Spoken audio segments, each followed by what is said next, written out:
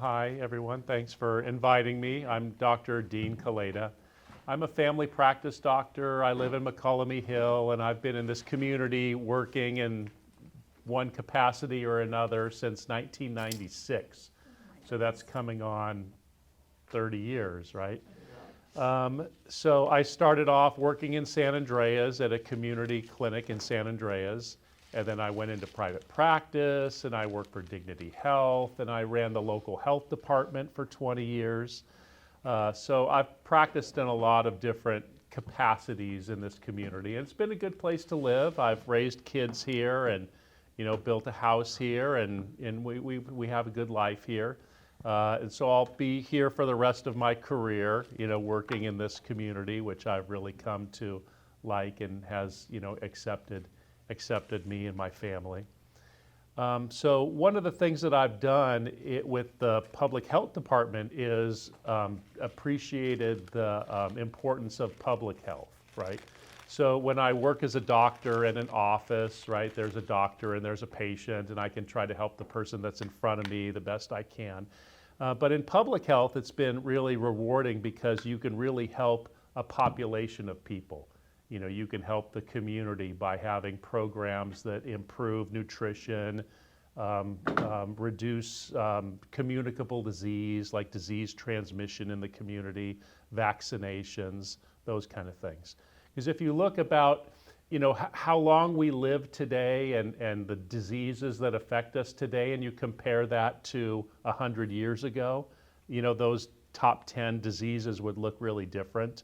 So 100 years ago, people died mainly of infectious diseases, pneumonia, tuberculosis, dysentery, that kind of stuff. Today, people die from chronic diseases, heart disease, cancer, stroke, those kind of things. So I think that's kind of the work that we have to do, is to help reduce the burden of chronic disease in our population. And people live 30 years longer than they did 100 years ago. The average life expectancy is 30 years more than it was 100 years ago. And that's not because of, MRI machines and technology of medicine and that kind of stuff. That's part of it, better cancer treatment and stuff like that. But it's mainly things like improved sanitation, water treatment, nutrition, vaccinations, those kind of things. And that's the main reason why we live a lot longer today than we did 100 years ago.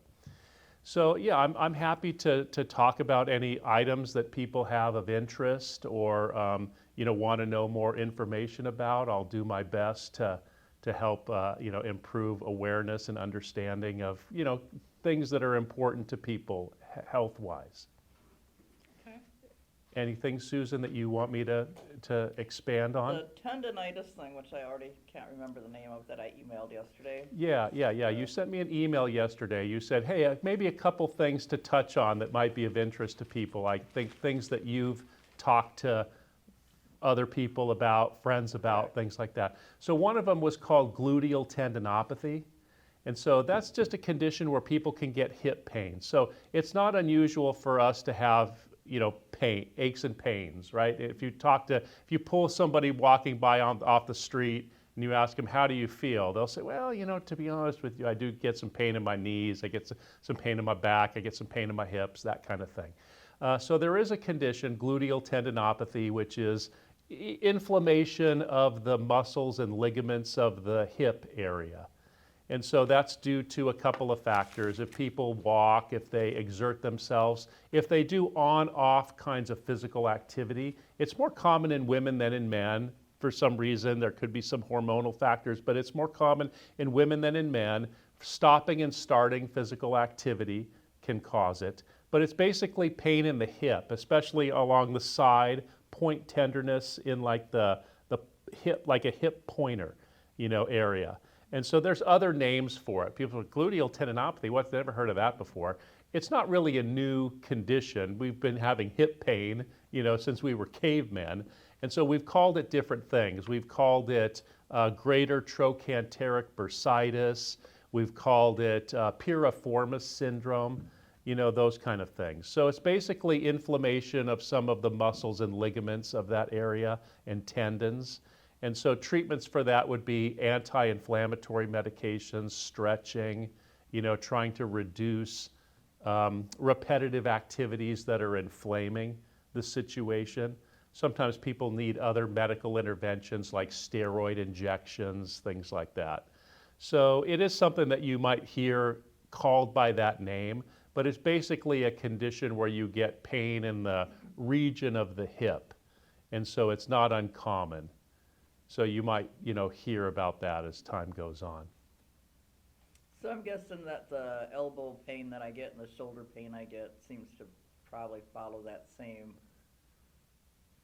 scenario. Yeah. And in our community, we have an older age population in Calaveras and the foothills than California in general. Our average age is higher, and so we have more of a retiree population in Calaveras. So, in practice here, I do see people who are older, over 65, right? That's kind of, as we hit that, it doesn't, we don't like to be called old, but we're all aging. And this is an older age population than California in general. So we do see things like osteoarthritis, certain kinds of overuse syndromes like gluteal tendinopathy, tendinitis, elbow problems like lateral epicondylitis or tennis elbow, tendinitis of the knees, osteoarthritis, that kind of thing. So yeah, that's not uncommon, for people in this community to complain about. Complain about everything anyway. We were talking earlier about the Medi-Cal free meals from Modify Health. Do you want to talk about that again a little bit? Sure. We were talking about that a little bit before we started taping. So there's different kinds of insurances for medical care for people, right? People over the age of 65 typically qualify for Medicare, right? That's medical insurance for older people or people who are disabled. You can be 40 and be on Medicare if you're disabled, right? But primarily Medicare is for older people.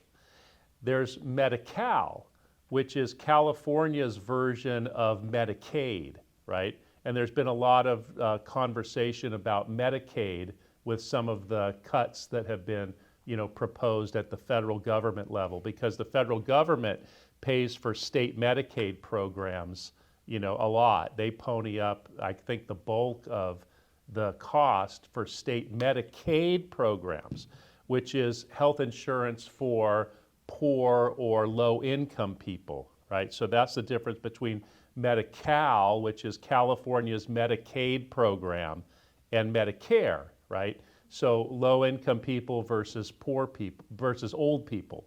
You can have both. If you're old and low-income, you can have Medicare and Medi-Cal. You can have them both. But when you talk about Medi-Cal, it's California's Medicaid program for low-income people. So in Calaveras, there's there's three forms of Medi-Cal. You can have just straight Medi-Cal from the state of California. That's mainly women with children who are low income. Or you can be in one of the Medi-Cal managed care programs. So that would be in Calaveras, either HealthNet or Anthem Blue Cross Medi-Cal. Some people have Anthem Blue Cross like commercial insurance through their employer if they work, or you can get it through the exchanges on, the Affordable Care Act, Obamacare, exchanges, you can get Anthem Blue Cross. But if your income is low, you get Anthem Blue Cross Medi-Cal. So one of the Medi-Cal programs, which is called HealthNet, does provide some additional benefits to their beneficiaries, to their customers, to their patients whose lives they insure. And that's this nutritional program. And so people who have, health problems like diabetes, heart disease, other kinds of chronic illnesses can qualify for food. They can get free food on this program.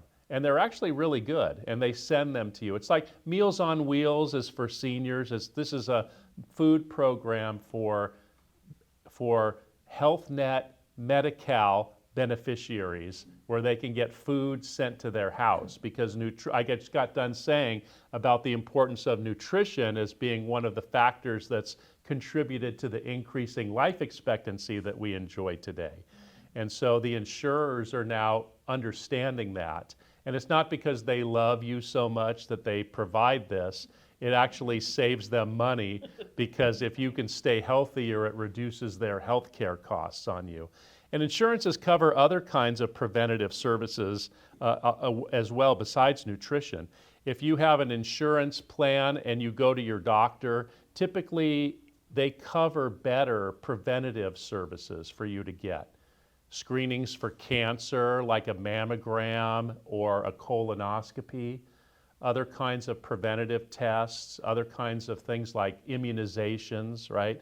Things that keep people healthy or find diseases earlier in their development are good for the insurance companies, because it saves them money on that person taking care of them, right? If you can prevent a cancer in 1,000 people, it'll cover the cost for taking care of one person who has to have intensive cancer treatment, right?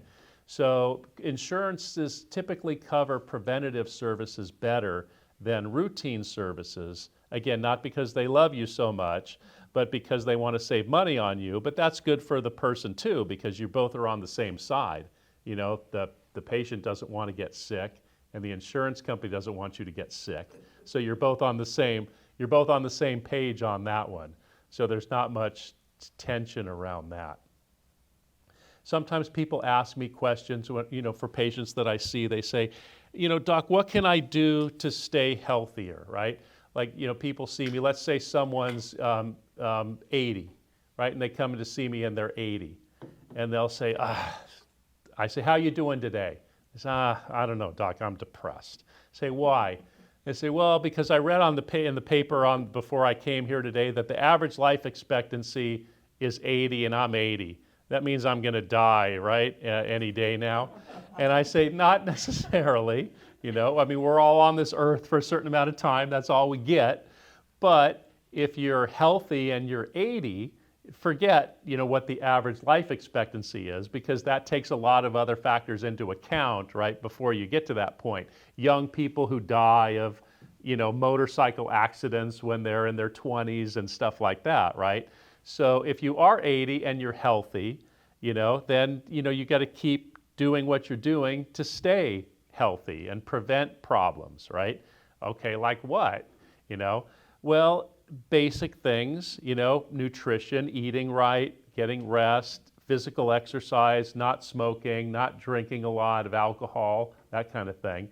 And there are other preventative things that people can do that I think are really helpful. There's immunizations for adults. When we think of shots and immunizations, people think more of kids, right? Kids should get shots. But for adults, there are several vaccines that are really important. And we use the terms vaccine and, vaccination and immunization, kind of interchangeably. And just to talk about immunizations in general, right? Don't let anybody tell you otherwise. Immunizations are the most important intervention in human history for reducing disease, for increasing life expectancy, for keeping us healthy. I know that there's a lot of misinformation about the safety of vaccinations and about whether or not that they're harmful or they cause autism. That's all bogus. Immunizations are effective, safe, and are one of the greatest interventions in human history for reducing disease and improving our quality of life. That being said, I'll tell you an interesting side note. The difference between an immunization and a vaccination, we use those terms interchangeably. It was like in the 1700s or something. There was some English doctor named Jenner was his last name. And smallpox used to go around these communities and really, be devastating for people. They'd get these smallpox outbreaks. And so what this doctor saw is that these young women who would do milking of cows, milkmaids, right, would be like, young or teenage girls mainly. And the cows would get an infection on the udders where they would get these small bumps. It was caused by a virus that caused cowpox. And that virus was called vaccinia. And so these young girls would get bumps on their hands from that, from vaccinia, from cowpox. And then when smallpox would come through, they wouldn't get it. They wouldn't get sick. They were somehow immune to getting smallpox. And this doctor thought, how come none of these girls with these bumps on their hands get smallpox? What's going on? So he took a little bit of the material from those bumps, and then he inoculated the arm of other people, of other kids or other adults in the village or in the community, and they didn't get smallpox either. So whatever was on bumps on their hands were protecting them, and if you transferred that vaccinia, which is the name of the virus that causes cowpox, to somebody, it prevented smallpox, because smallpox and cowpox were very closely related to each other. And so when you inoculate someone with vaccinia, you vaccinate them, right? But that's really only technically the right term for inoculating someone against smallpox. When you talk about other kinds of viral diseases or bacterial infections that you use immunizations for, you're not really using vaccinia, so vaccination isn't quite the technical term that's accurate, but immunization is a better term because you're doing something that's stimulating the immune system in that person. So you're immunizing them against whatever disease the vaccine is for. But that's kind of how those terms came along. So other types of immunizations that are good for adults are pneumonia, right? So pneumonia is a bacterial infection of the lung, and it's caused by a bacteria that's called Streptococcus pneumoniae. We call it pneumococcus because under a microscope there's two little round bacteria that tend to kind of stick together in groups of two. So we take the pneumococcal bacteria, and then you can have a vaccine against that. And so that's a pneumococcal vaccine. And so the pneumonia vaccine or pneumococcal vaccine is very effective in reducing the risk of pneumonia. I mean, how does an old person, old Fred, he got pneumonia and, he died, right? So pneumonia can be prevented very significantly through the use of pneumonia vaccines, pneumococcal vaccines. So if you go to your doctor, there's a common one now that's called Prevnar 20, PCV, pneumococcal conjugate vaccine 20, in that it has 20 different strains of pneumonia bacteria that it prevents the infection from. And so the Prevnar 20, or just the pneumonia vaccine, is very effective for people over the age of 65 in reducing hospitalization, death due to pneumonia. Other adult vaccines that you'll hear about is your flu shot, right? Your annual flu shot. You have to get a flu shot. When we say flu, we mean influenza. So the influenza vaccine or the flu shot has to be given every year. The pneumonia vaccine only has to be given once after age 65 and you're done. The flu shot you got to get every year because the influenza virus changes and mutates very readily. It's always trying to change itself to avoid detection by our immune system. That's how its mechanism of survival has evolved. So the influenza virus changes, and so you got to get a flu shot every year. The flu shot's tweaked every year to get the right one to prevent disease based on the types of circulation of the virus. So you got to get a flu shot every year. But the routine flu shot is highly effective in preventing influenza. If you do get sick, it reduces the severity of disease and prevents hospitalization and death from influenza. You say, well, the flu, that's no big deal. get the flu, you get sick, you ride it out, no big deal. Most of the time that's true, but as we do get older, we become more susceptible to complications from some of these routine things. So the basic flu shot is still important to get each year. Other vaccines you'll hear about is RSV, respiratory syncytial virus vaccine. And that mainly is something that's evolved, has been a problem in kids, but we've also seen over the last 5 years that adults have been admitted to hospitals with RSV infection, and there are deaths attributed to that too. So another common vaccine that you'll see if you go to CVS, the pharmacy area at CVS, get your RSV vaccine, right? So that is a good idea for people over 65 to get an RSV vaccine. It's a one-time deal also. You don't have to get it every year. And so the RSV vaccine is good for seniors to get, as people over 65 to get as well. Other vaccines that you'll hear about is shingles shot, right? I need my shingles shot, doc. Shingles is a viral infection. When you're young and when you're a kid, you get chicken pox, you get a rash from head to toe, and it goes away, but it never really goes away all the way. It stays asleep inside your body, lives along the nerves of the spinal cord. And then for some reason, like 50 years later, it can wake up. The immune system, like the rest of us as we age, gets tired, and it doesn't keep it asleep as well. And so you can get an outbreak again of your previous chickenpox infection. Except this time it comes out in a really specific way because it was asleep along the nerves of the spinal cord. It'll come out in a patch of a blistery rash along where that nerve was. And that can be painful. So you can get a painful blistery rash. We call that shingles, which is due to chickenpox infection in childhood. And so the shingles vaccine is sort of like a turbo chickenpox shot.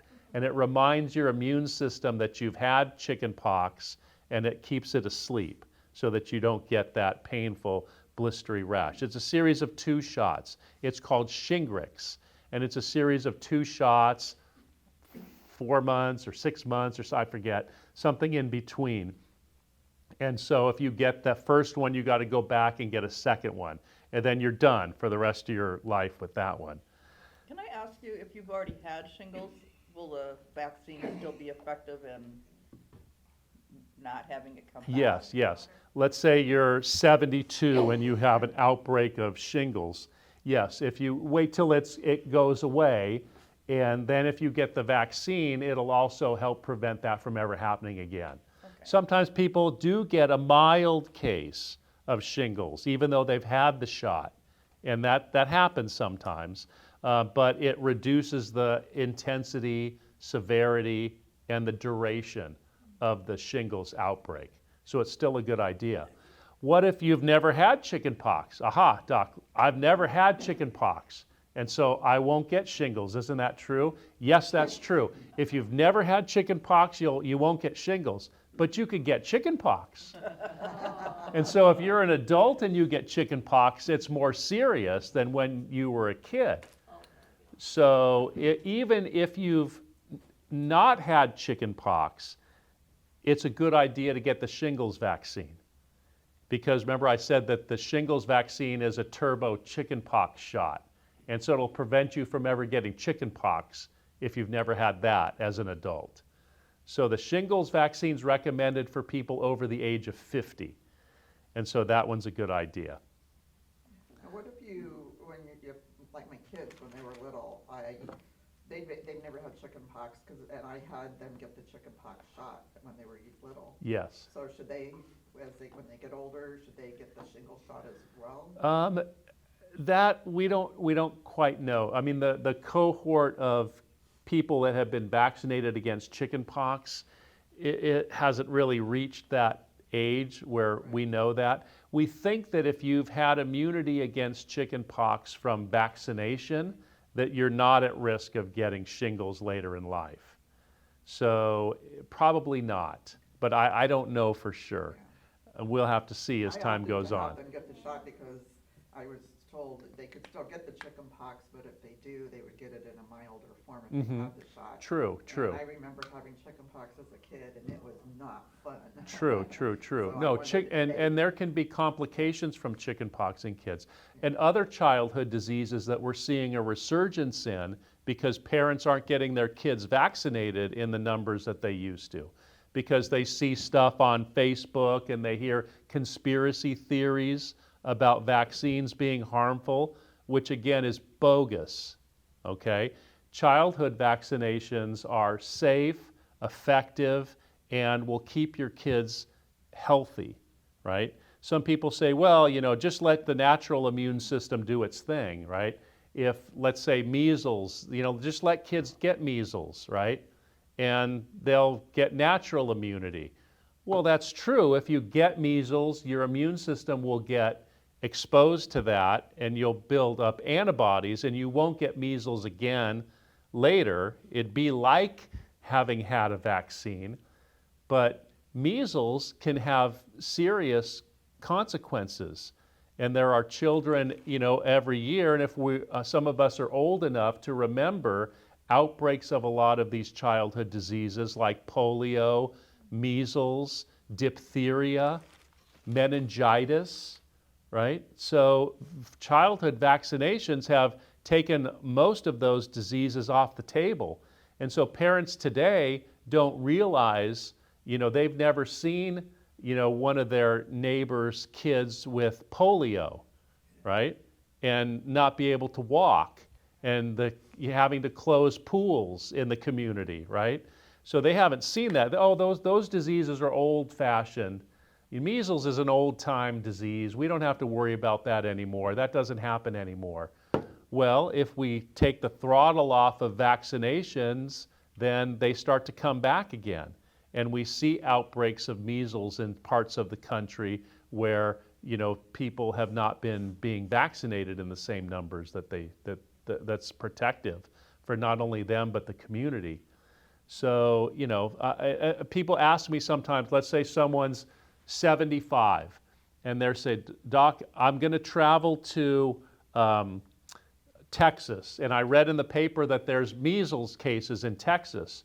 Should I get a measles shot before I go, right? And the answer to that is if you're born before 1957, you're okay. You don't need to get a measles shot before traveling to a place where there's cases of measles because you have natural immunity still because you were old enough to be growing up at a time where there was natural measles cases occurring. So you do have some immunity from that. So if you're born before 1957, you're okay. If you're born after 1957, you might need to get a booster shot of your MMR vaccine, right? That's one of the M's is measles in the MMR vaccine. If you haven't had the 2 doses that you should have had, some people sometimes don't have, I don't have any of that stuff. Doc, I'm 60 years old. I don't have stuff from when I was little. Okay, then you can do a blood test and measure the antibodies against measles, mumps, rubella. In fact, if you're going to go work in a hospital as a nurse, you have to get a blood test to show whether or not you're immune to measles, mumps, and rubella. And if you're not, you have to get a booster shot to bring up your immunity to those things. So I know I'm rambling, but I just wanted to impress upon you and your viewers about the importance of vaccinations, not just in kids, but in adults, as one of the most important ways that we can remain, healthy as we age and reduce our risk of hospitalization and even early demise. Do you know if our insurance coverage will pay to find out if we are immune to those certain things, or do they just want us to go ahead and get a vaccine? Well, and there's not harm in vaccinating someone who may already have, a good antibody, amount in their system. So if it's unclear, it's not harmful to receive a dose of vaccine. Whether or not, that's a complicated question, whether the insurance will pay for it. Hey, will my insurance pay for me to get a blood test to see if I'm immune? In most cases, yes, but it depends on the type of insurance and what they cover and all that kind of stuff. So I can't give a blanket answer, but usually yes.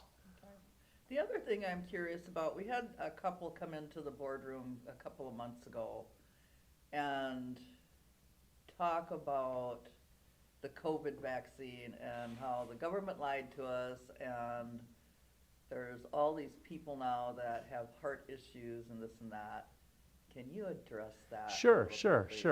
So I think let's back up to COVID-19, right? So in 2019, near the end of 2019, this novel strain of coronavirus really kind of burst onto the scene. And so where it came from, we don't know. Whether or not it was a naturally occurring thing or from a lab, I don't know any of that stuff. I'm just a simple country doctor. I don't know any of that stuff, right? But I do know that once COVID-19 pandemic, hit, not only the United States and the world, it was devastating. And so if you look back at data now, you'll see that from 2019 to about 2023, there was 1.1 million deaths in the United States from COVID-19, making it the largest disaster to ever hit the American public. So if people, COVID-19, it wasn't a big deal. It was a huge deal. 1.1 million Americans died from COVID-19 within that small stretch of time. And it affected the life expectancy. So the life expectancy of Americans was knocked down 2 years from COVID-19.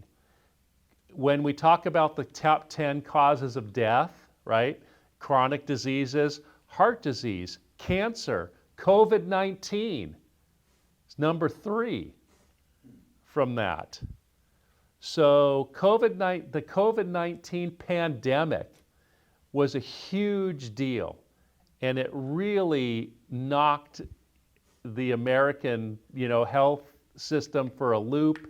It caused a lot of premature death and disability onto the American people and the world. So interventions that were put into place to prevent and stem the transmission of COVID-19 in communities are really being second-guessed right now. But I think that it's important to put the severity of the pandemic, into the proper framework when you talk about that. And so the COVID-19 vaccine was really developed pretty quickly, and it was tested appropriately. And it was one of the main reasons why COVID-19 is not as big of a problem today as it was then, right? Like in our local hospital today, there's nobody in the hospital with COVID-19 infection. Whereas there was a time in 2020 where patients were overflowing. They had a tent in the parking lot where they were just triaging people. The patients were flowing out of the corridors. There weren't enough what are called ventilators to try to keep people alive because COVID-19 infection was damaging the lungs to such a severity that people couldn't breathe. And there are these machines that will breathe for you if you can't breathe on your own. And there wasn't enough of them to take care of people. So because of the severity of that, the COVID-19 vaccine was expedited into development and deployed, and is one of the main reasons why COVID-19 is not affecting the population as severely as it was. Now, when you talk about the safety and side effects and complications of vaccines, it's important to think about them as any other medical intervention, right? If someone has a colonoscopy, right, there's a 1% chance that they could punch a hole in the colon, and you can have a complication from that, right? With vaccines, there are risks, like any other medical intervention, right? The risks of vaccines are very small compared to the benefits.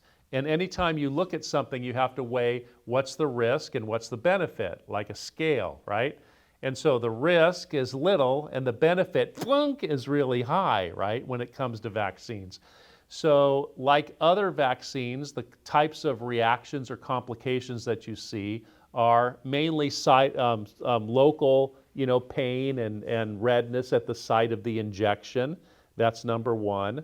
Sometimes as the vaccine stimulates the immune system, people can have a temporary feeling of illness, like flu-type symptoms, which might last anytime, like if you remember getting a COVID shot, for the first time. Sometimes people developed a little bit of fever, some soreness or redness at the site of the injection, felt like they were coming down with the flu or something. That might last 24, 36 hours and go away, right? That's the natural reaction to the vaccine stimulating the immune system to prevent the disease that you're getting vaccinated for, right? And COVID-19 vaccine had that same reaction in people.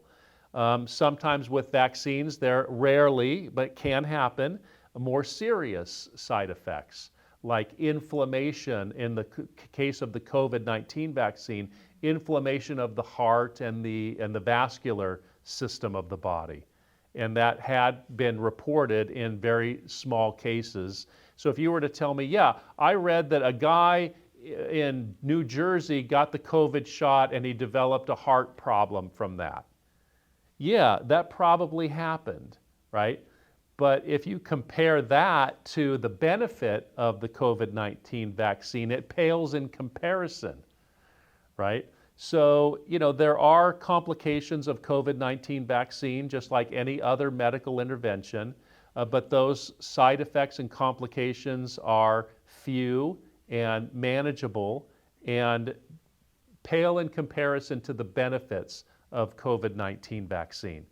So the COVID-19 vaccine has gone through a couple of iterations over time.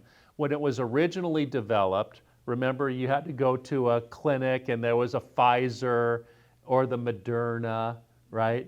Those kind of things. So those vaccines were the primary. So people got 2 shots of COVID vaccine at first. Those were called the primary series. That's the most important. If you've had those 2 original COVID vaccines doses, that's really good. That's where like 90% of your benefit comes from. And now there's been some boosters since then.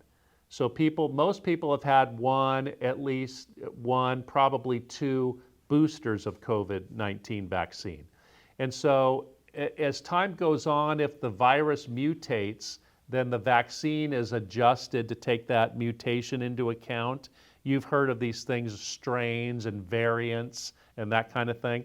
So the vaccine has been adjusted to take some of those variants into account, but not for the last 2 years. So if your most recent COVID vaccine was within the last 2 years, you're okay. There's not a recommendation right now that you get a COVID, booster on a routine basis. So, it is true that there have been some complications around COVID-19 vaccine. They're rare, they're not serious in the vast majority of cases, and like I said before, I don't want to sound like I'm repeating myself too much, but the complications from the COVID-19 vaccine pale in comparison to the benefit, not only to individuals, but to the community that COVID-19 vaccination efforts have resulted. Okay. Something else that has come up recently in my conversations with people is incontinence. And the reason that I'm bringing that up is I have a friend who has 2 more friends. And if I'm understanding what she told me correctly, she's got a condition where when she lays down, then she has to go and urinate. And she has to take something so she can actually sleep through the night, because it's not just because she has to go to the bathroom like me, who drinks something all day long, so then I go to the bathroom yes, all night yes. long. It's, so by that vague description, do you have any idea what I'm talking about? Yeah. Well, okay, so in incontinence, right? That's sort of like the loss or involuntary, losses of urine or stool. You can have urinary incontinence or fecal incontinence of urine or stool. So urinary incontinence is becoming more common. Again, as the population ages, it tends to go up in incidence, because as we get older, just like the rest of us, the bladder and the urinary tract get tired, right? So incontinence is more common in women than in men for a couple of different reasons. The urethra in women is shorter. And as women who have also had childbirth earlier in life sometimes can have movement of the bladder from its normal position. And as the bladder moves because of some of the weakness of the walls of the pelvis, the bladder drops down, it changes the angle of the urethra, and that results in not as effectively being able to retain urine. And so women will have the sensation that they have to urinate more frequently. They might have something called stress incontinence, where they get loss of small amounts of urine if they cough or sneeze or laugh. Sometimes women will develop overactive bladder, and that's the condition where the bladder wants to constrict inappropriately, and then that gives the sensation that you have to urinate and can cause urinary losses as well. And so, treatments for that, I think, depends on what the underlying cause is. Sometimes women will develop something that's called prolapse, where because of previous childbirth, the bladder wants to drop into the vagina, and so that's called a cystocele. And so there's corrective, surgeries for that. Medications can help with overactive bladder. Medications that reduce the tendency of the bladder to want to constrict inappropriately can help with that. And those are medications for something in medicine that we call OAB, overactive bladder. Examples would be things like, oxybutynin or ditropan, Myrbetrix, Detrol, Detrol LA, those kind of things. So there's medications that people can be prescribed for that too. Now, men can have their own urinary problems, right? So men have a prostate gland, and the prostate gland is part of the male reproductive system, but as we age, the prostate gland in men can get bigger. And as the prostate gland gets bigger on the outside, it gets smaller around the channel that the urine has to pass through to leave the bladder. And so when that happens, instead of like a pencil, it can get down to like a pinhole. And so then men have difficulty emptying the bladder. So men will come in, they'll say, "Doc, it takes me 5 minutes to pee, and I'm only peeing small amounts, I don't have the flow or the volume of, urine that I used to have. It's like trickling out, and it takes me 10 minutes to take a leak," right? And so that's from enlargement of the prostate, or BPH, benign prostatic hyperplasia, or benign prostatic hypertrophy. And that's because of the constriction of the prostate as it has enlarged around the urethra as it's trying to empty through the bladder. So in men, there's medication that can help that. Those medications can help, kind of reduce the tightness of the muscles that line that channel, and it'll tend to want to be a little bit more open.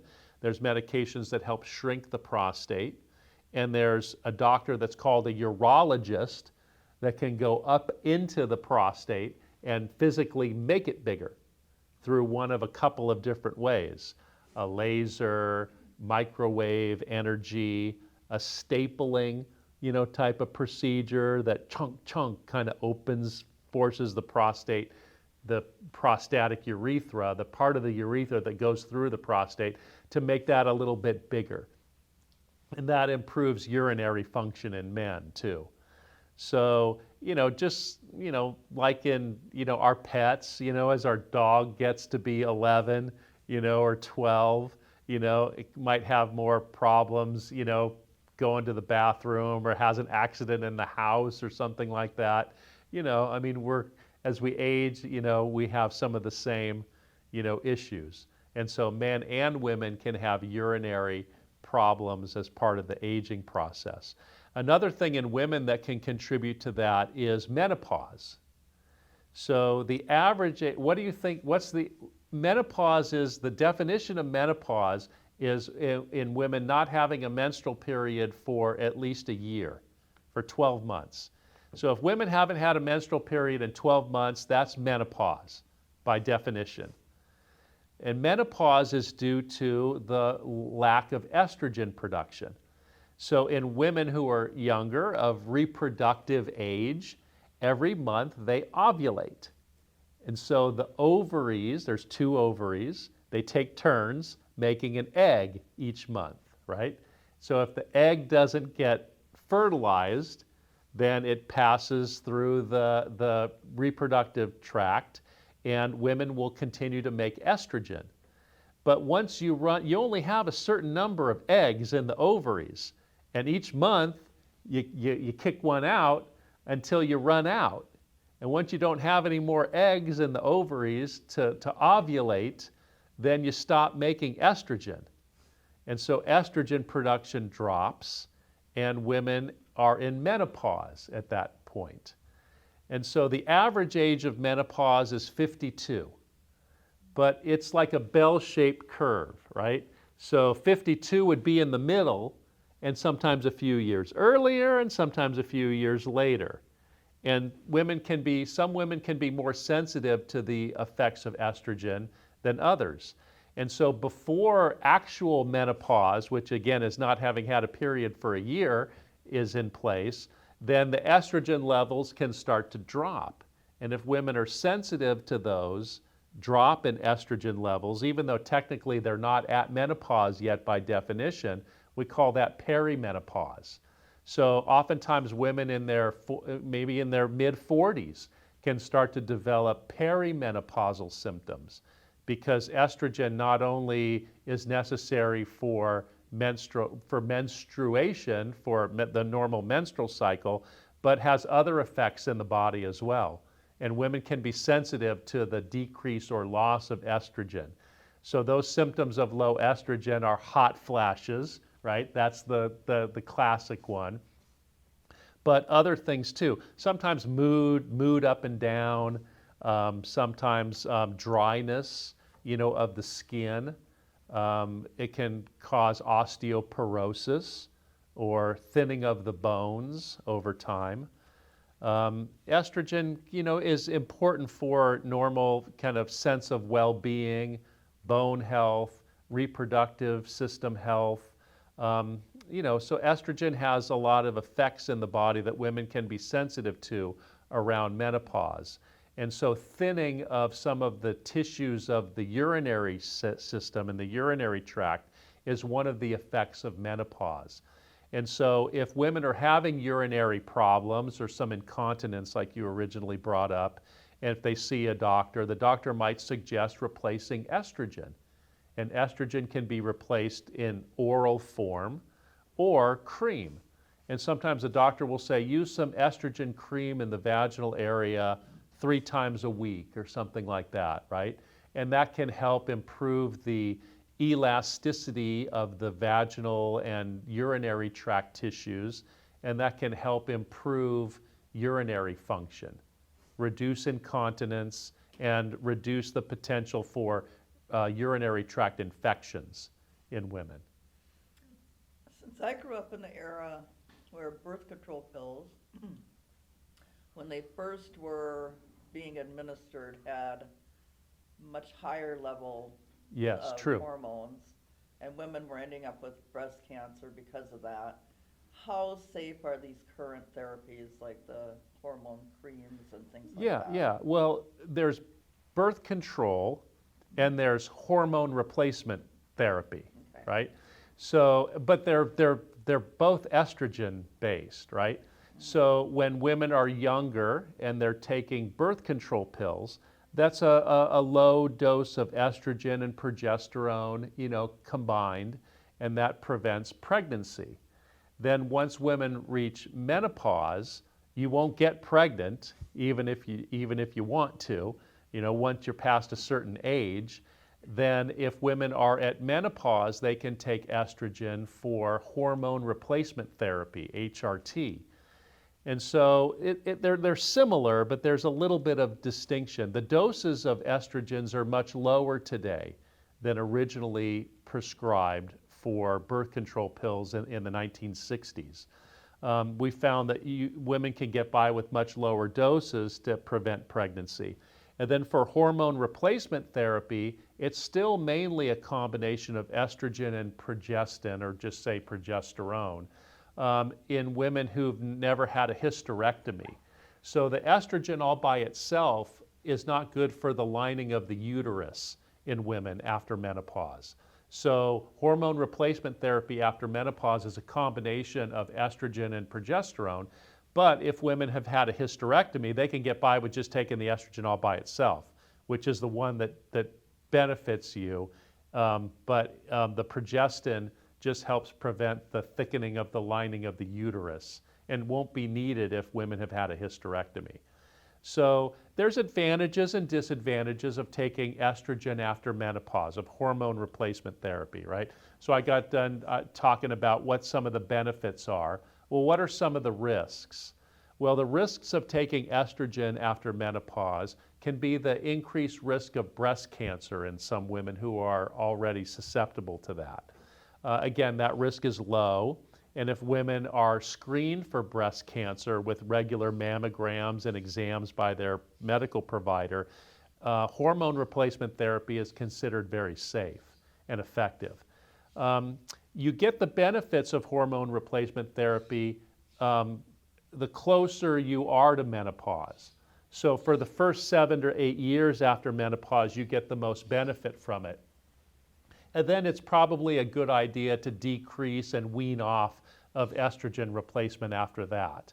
Sometimes I'll see a patient for the first time, say the patient's 80. I say, "Hi, ma'am, how are you today?" "Fine, doctor. Let's look at medicines." "Oh, I see you're taking estrogen here, hormone replacement, and you're 80.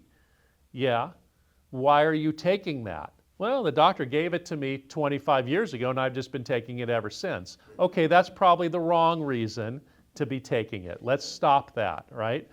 And then sometimes the patient will say, "Yes, I take it because it really helps me. It helps prevent hot flashes. It helps my mood not be up and down.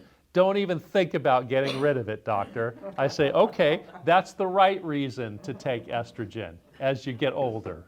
So that's okay. But we have to watch you for breast cancer with mammograms, things like that." Women who smoke and take estrogen, there can be an increased risk of blood clots with that as well.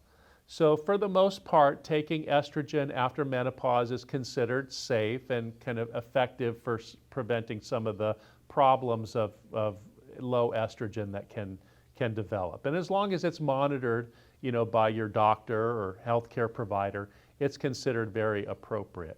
There are some naturally occurring estrogens out there which can be effective too for some of the symptoms of low estrogen, like hot flashes.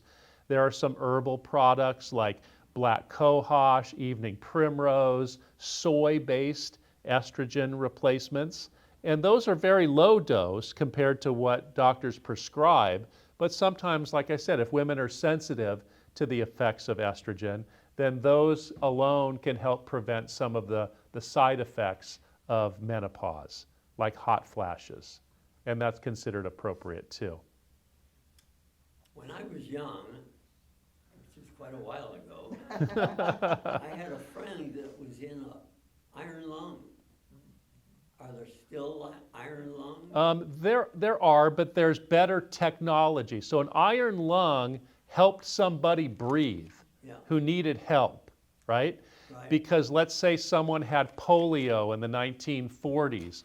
polio will affect the muscles of the body, causing weakness with walking, right? And so you might see someone who has braces on their legs and they have to have some crutches to help with walking because they had polio as a child. Fortunately, we don't see that very much anymore because of vaccinations against polio. But an iron lung was a contraption that someone could be in and their head would stick out of it, and that would create a negative pressure around their body so that it would ease the work of breathing because their weakened muscles couldn't breathe adequately for them. So you stick someone in a negative pressure like a vacuum tube, right?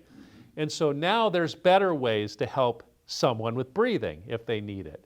We have devices like the ventilators that I was talking about previously that can help breathe through positive pressure through a tube, you know, like the actor Christopher Reeves, who had a horse injury and he injured his spinal cord, and he had a small tube in his nose and in his throat and a portable ventilator that kind of helped him breathe through positive pressure as opposed to negative pressure from the outside. So there's better ways today to help people with breathing if they need it than that big contraption. Fortunately, that's a relic of the you'd find that in a medical museum or something today. Good question. Well, we talked a lot about estrogen replacement. How about testosterone for men? Well, similarly to estrogen in women, men make testosterone, and testosterone is important for metabolic function in men, and as men age, testosterone levels can fall also. Sometimes when testosterone levels fall, men have kind of a loss of a sense of well-being. They don't feel as strong, sexual side effects, that kind of thing. And so if we test men's blood, we can measure the level of testosterone. And testosterone in men is going to be in a certain range, right? There's when we're 18, it's up on the high end, and when we're 55, it's on the lower end, right? So as long as it's within that range, men are okay. If it's below the range, then men can benefit from testosterone replacement. So testosterone is a little bit more difficult to replace because you can't take a pill. If you take a testosterone pill, your stomach will break it down and it won't get absorbed. So testosterone has to be replaced in men in a couple of different ways. One is a shot, gets absorbed into your system through a shot in the muscle. Another way is a cream. You can rub it on the skin and it gets absorbed through the skin. A patch can be put on the skin that lasts for a certain amount of time and has to be changed. But replacing testosterone in men can also help improve their sense of well-being and is considered appropriate under the right supervision, by a doctor or a healthcare provider.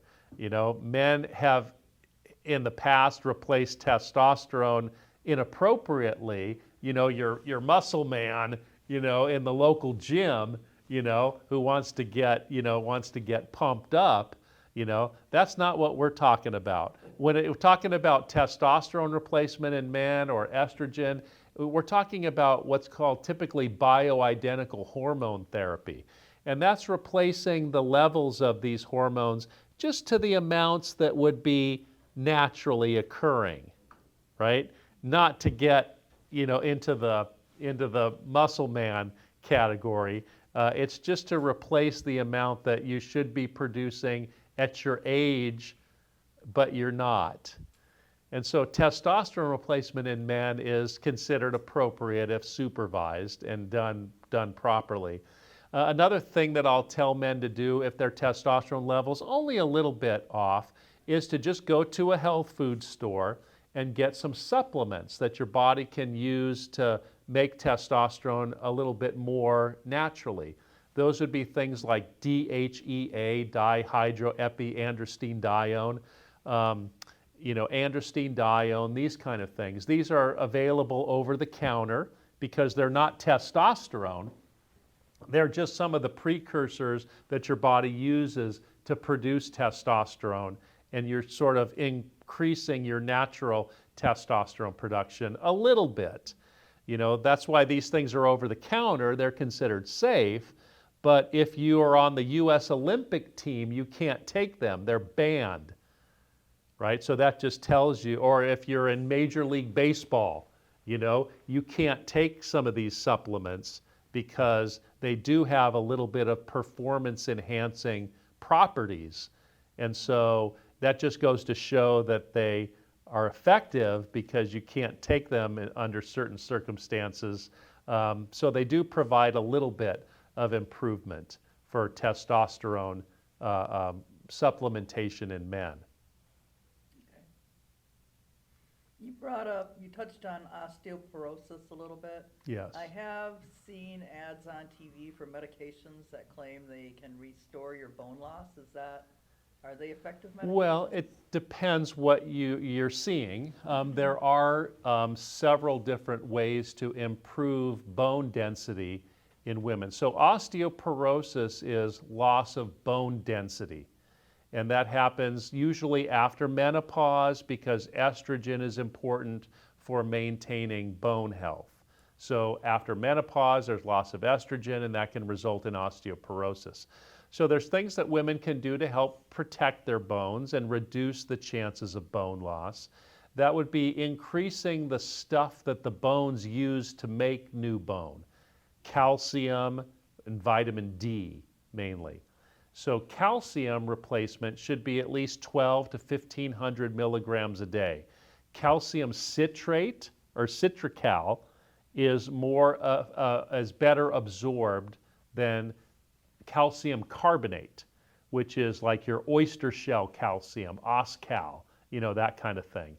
So 1,200 milligrams of calcium daily, and that's a combination of both dietary and supplemented, right? So if you get half of that through diet, and there's foods that are rich in calcium, you can read up on dairy products, things like that, yogurt, milk, that kind of stuff. And then replacing maybe a little bit more to get to that 1,200 mark. Vitamin D3, technically, cholecalciferol, also helps maintain bone health. So taking calcium and vitamin D after menopause is a good idea to help protect the bones. When it comes to how much vitamin D, well, at least 400, 1,000, something like that, 400 in international units. So if you look at vitamin D, it'll say 1,000 IU, right? International units, as opposed to calcium, which is in milligrams. I don't know why. But calcium and vitamin D is good. And sometimes they're so commonly taken at the same time that they're mixed together in one formulation. You can get calcium with D. Say, oh, these are both combined in one pill. Yeah, that sounds good, because doctors recommend them together so often. So if women do have osteoporosis, and you can get a bone density test that measures the thickness of the bones or the bone density. That's called a DEXA scan, D-E-X-A, a DEXA scan. So a DEXA scan is a good idea to get after menopause periodically, at least once, maybe every 2-3 years, to check the bone density. And if you're developing osteoporosis, so it goes normal bone density, and then once it gets down to a certain point, that's called osteopenia. And then if it gets down to a certain point again, that's osteoporosis, which is the more severe form of bone loss. And that increases the risk of fracture or loss of height or curvature of the spine, right? Yeah. I mean, you've all seen the little old lady in the store who's kind of hunched over like that, right? Because she's got osteoporosis of her spine and she's developed something called kyphosis, right? So again, that can be prevented by improving the bone density. So once you do have osteoporosis, what do? Well, calcium and vitamin D. And sometimes estrogen replacement after menopause can be helpful for the bones. But if it's bad enough, doctors will recommend some medications that improve bone density. Those are of a couple of different kinds. The oral ones are called bisphosphonates, and those can be taken once a week or in some cases just once a month. That's a pill. You take a pill once a month. Beniva, for example, is a common one. Fosamax, right? These are things people might have heard of, and they're used to treat osteoporosis and improve bone density. Not only do they prevent it from getting worse, but they'll reverse and start to improve bone density back up again, which is good because, again, that prevents fracture, loss of height, kyphosis or curvature of the spine, that kind of thing. And so you'll see some of those medications prescribed commonly by doctors. Another thing that you'll see is an injection medication, a shot. That's called Prolia. That can be given every 6 months as an injection. And again, monitoring the bone density periodically will show the effectiveness of those things. Now, there can be, like any medical intervention, there can be side effects from these things, right? Side effects of the oral ones that you swallow can be irritation of the esophagus, which is the tube that takes food and water down into the stomach. And so you have to take them in a special way. You know, it'll say on the label, it'll have this complicated thing, and it says, take it first thing in the morning, don't lay back down again, after you take it for at least 30 minutes or whatever. Take it before you eat and before other medications, and that way it helps reduce the risk of it irritating the esophagus. But for the most part, those medications are considered very safe. And then you might hear about other ones like either injection or infusion medications that are given by shot or intravenously, but only periodically, every 6 months or few months or something like that. But those are reserved for patients that have bad enough bone loss that needs to have some kind of a medical treatment. Prevention is still the best thing to help preserve bone density in women as they age. And I have read that weight-bearing exercise helps. Yes, the bones are living. If you see an old bone in the desert or something, you can pick it up and hit somebody over the head with it, right? That's a dead bone. In our bodies, our bones are living, and they respond to metabolism, they respond to stress, and that helps them stay strong. If you stick someone up in a space station, the International Space Station that's orbiting the Earth, you stick them up there for a year, and you bring them back down to Earth again, they get osteoporosis from the weightlessness of space. And so weight-bearing physical activity is good for the bones. Can you define weight-bearing? Because I was diagnosed with osteopenia, and I was told to try weight-bearing exercises. But what I thought was weight-bearing exercises, somebody else told me, no, that's not it. So what is weight-bearing? Well, so something like if you ride a exercise bike, you're not putting any weight on your joints or your body. Sometimes that's good. If people have, joint problems, arthritis, back pain, they might want to do swimming. They might want to do an exercise bike, either the regular straight up one or the ones where the pedals are in front of you. That's called a recumbent bike, right? Those are easier on the body, they're gentler on the joints, but they're not weight bearing, right? So weight bearing is when you're loading your body. So like running, walking, those kind of things. I started walking and people were like, that's not weight bearing. Oh no, that's weight bearing. Yeah, that's weight. Yeah, as opposed. I need to lift weights or something. Well, weight training can be good. Weight training can be good, for muscles and keeping your strength and muscle tone and things like that. But walking is a weight bearing activity. So unless you're walking in outer space or something. No, but they were saying, no, that's not what you're supposed to be doing. Yeah, no, walking is great. Walking is probably the most basic, weight-bearing physical activity that we can do, right? Because you don't have to have any special equipment. You can do it pretty much wherever you live and fit it into your day. It can be on a treadmill, it can be around your neighborhood, it can be around the lake, it can be walking the dog, whatever. Walking is good. Walking is probably the most basic physical activity we can do to help our health. People say, how much do I need to exercise, Doc? Okay, here's what I do. Once a week, I ride my bike with the bike club and we go all the way to Stockton, 6 hours once a week. Well, that's good, but the studies have shown that people benefit the most from exercise if they do 30 minutes 5 days a week of sustained physical activity to get your heart rate up. So that's kind of the goal, that you should have small amounts regularly as opposed to one big amount a couple of times a month, So that just, I don't know why, but that's what the body responds to the best. Of cardiovascular activity, where you get your heart rate up. That's good for your heart, circulation, and some of the other benefits of exercise. Weight training's fine, but you'd have to do it enough that you get your heart rate up and get your blood flowing.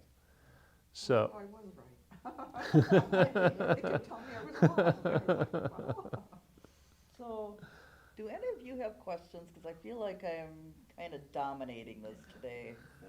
And if you don't, I have one more question to ask. Lay it on me. All right, so every couple of weeks I get something from this Lifeline screening company, and I'm curious how you feel about the effectiveness of that, and is it necessary? Yeah, so every community, comes to town, this thing that's called life screening, right?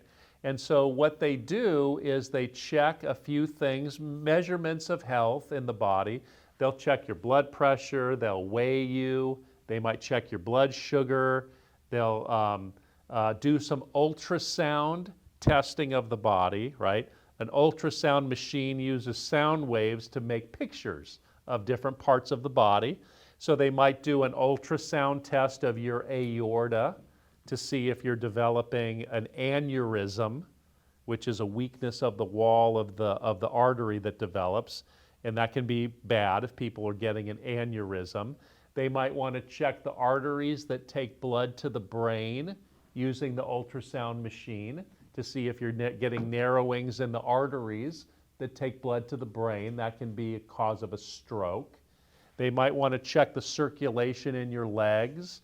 They might put blood pressure cuffs on your legs and your arms. What are you doing? And so you check the pressure differential between the arms and the legs, and that gives us some prediction if you're developing circulation disease. They might screen you for osteoporosis using like a little tiny DEXA thing that checks your heel or your wrist, right? If you go to a health fair, they'll say osteoporosis screening, and you put your hand in something, right? And it checks your wrist. And then we make an assumption that what's in your wrist is the same as what's in your hips and your spine. But if the doctor sends you for a bone density test in a hospital, that looks at the areas of the body that we're most concerned with. That looks at the spine and the hips. So the life screening does a lot of those things. So then they give you a report, right? And so the report will be green, yellow, red, So it'll say, oh, your weight's in the red, or your arteries are in the yellow or orange or whatever, because you're starting to get a little something here. So sometimes patients will come and see me and they'll have had that, and they'll say, uh-oh, Doc, look, I got some red things on this life screening. What should we do? So the life screening is a good idea. You don't have to do it every year. So what happens is the company sends a letter and they say, okay, we're coming back to the Catholic Church, here in San Andreas, or we're going to the senior center, or we're going to the Veterans Hall and Valley, you know what I mean? They'll send you your thing, we're coming to town again, it's time for your life screening. Right? And it might be $200 or $300 for that, right? You don't have to do that every year. because those kind of things don't change that fast. So doing it once is fine, it does give us some good information, but sometimes it generates more questions than it answers, in the sense that people come to me with something and then we have to do some more, accurate or more sophisticated tests to look at the things that were brought up with the life screening.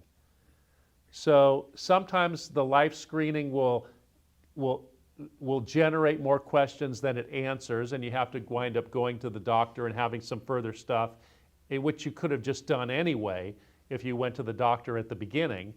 And you definitely don't need to do it every year.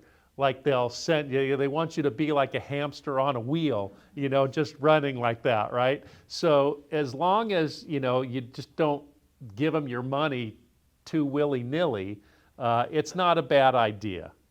But just keep in mind that sometimes it raises more questions than it answers.